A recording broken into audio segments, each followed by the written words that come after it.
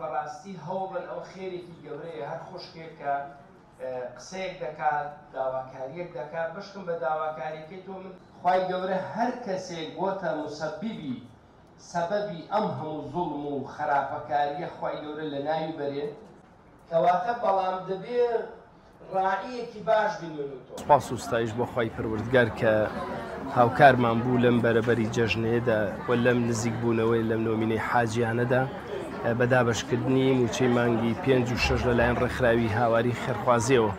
بەڕاستی لەم دابەشکردنەدا کە هەم جلوبەرگ و هەم پێداویستی پاکەرەوە لەگەڵ پێدانی موچە بە نزیکەی 90 خانەوادە لە سنووری چەمچەماڵ و دەوروبەری دەستخۆشیمان هەیە بۆ خێرخوازان کە بەردەوام هاوکارمانە لەم ڕێکخراوەدا کە بەدەممانەوە دێن هاوکارمانن و داواکارچین لە خێرخوازان کە کەفالەتی مناڵمان بۆ بکەن بۆی بتوانین زیاتر ئەم ڕێکخراوە زیاتر چونکە دەیان منداڵکەوە کەفالەت نەکراون پێویستیان بە کەفالەتکردنە خوای پەروەردگار پاداشتی هەموو لایەک باتەوە.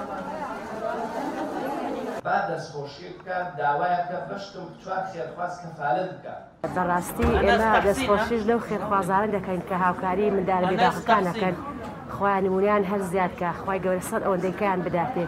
بەڕاستی ئێمە پێویستیمان بەو چەند بڕەکەشی کەم بێ پێویستیمان پێیەتی کە بۆ ئێمە شوێنێک دەگرێتەوە. خوای هەر نمونەیان زیادکە خوا پاداشتیان بداتێ و دەستخۆشییانێ دەکەیت. خوای گەورە سەد ئەوەندەیکیان بداتێ. بەڕاستی ئێمە پێزارین و دوعای خێریشیان بۆ دەکەین.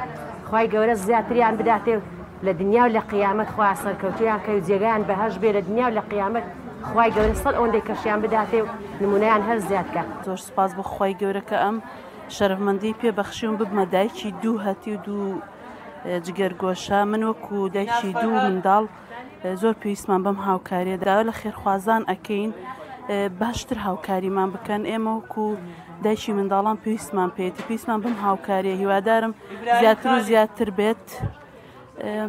بەڕاستێکی ئێمە ڕاستە بڕەکەی زۆر کەمە بەڵام کە لەبەرێکی زۆر باش ئەگرێ بۆ ئێمە هاوکاریشی گەورەیە بۆ ئێمە بەردەوام بن ئیشاءالله خوای گەورە زیاتر و زیاترتان پێ ئەبەخشێ ئێمە لای خۆمان دوعاتان زۆر بۆ ئەکەین ئیشاءالله خوای گەورە ئێوە چەند ئەبەخشن خوا سەدان ئەوەنەتان پێ ئەبەخشێتەوە دڵنیا بن زۆر پێویستمان پێێتی بەڕاستی ئەم ساڵەکە بە شەنەوتمان وەرنەگرت پێمانەوە دیار بوو هیوادارم زیاتر و زیاتری کرد. دەستخۆشیەکان بۆ خێرخوازەکانی هەوار زۆر خوشحاڵم لە 2010 تا ئێستا خزمەتی مناڵەکانم یەکەم من مناڵم هەیە لە پۆلی نۆیە لە شانازی خۆتانە لە پۆلەکانی یەکم دەرچووە الحەمدولله دائیمەن دەستخۆشیەکە و سەلامتنیەکان من زۆر خوشحاڵم.